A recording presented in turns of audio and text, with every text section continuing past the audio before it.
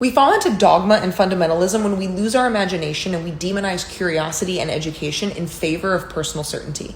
So I was on the Hill all day today. I was meeting with representatives, talking about tough issues, including Christian nationalism, and I'm more tired than I've been in years. And I remembered that recently someone asked me what were the top 5 books that changed my life, kind of a recommended reading list. And I typed them up, put them in my stories, and one of the books was The Power of Now by Eckhart Tolle. And people reached out to me like, why did you recommend that book? Because it's weird. It's esoteric. It's very new age. It's very heady. It's very woo-woo, if you will. And what that book taught me, and the reason that I recommend it to other people, is to approach a text knowing I don't have to accept everything. I don't have to believe it. But can I approach this text with what if instead of no way? That book taught me how to be a little bit more mentally flexible, to engage with what was possible, to use my imagination and say, well, what if this is possible? What if that can happen? One of the best things I did for my deconstruction was read the Quran.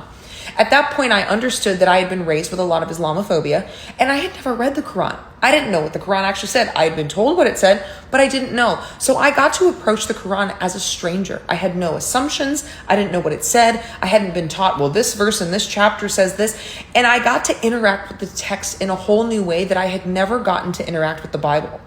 I got to be a stranger and wrestle with ideas and be like, I don't know if I believe that. And well, I think this is kind of problematic. Well, what about this? Or what does this culture look like that was the reason they wrote this? And what it taught me, there was a light bulb moment where I was like, oh, this is how people who weren't raised how I was raised approach the Bible. And it gave me such a wider understanding and a wider ability to have conversations with people, because the reality is we have a lot more in common than we ever do in difference. You see this also happen if you were raised in fundamentalism around anything to do with the occult. Oh, anything about this is bad. Witches, you can't watch Harry Potter. And then you grow up and you realize that like the witch trials and all of that was really plant-based medicine that was controlled by women. That was how they understood medicine and spirituality and healing at the time.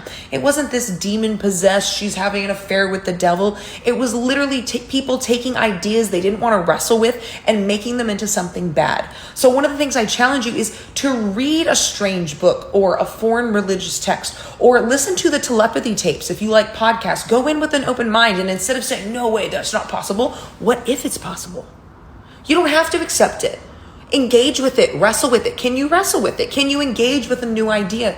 If we lose the ability to engage with new ideas or engage with what's possible, we will never make progress. Remember that Galileo was imprisoned for thinking that the earth revolved around the sun instead of the other way around. Humans have consistently demonized new and different ideas, and it makes us violent and it makes us hateful toward each other. So my challenge to you is read the weird thing, find a weird podcast, interact with it, and see what you come up with.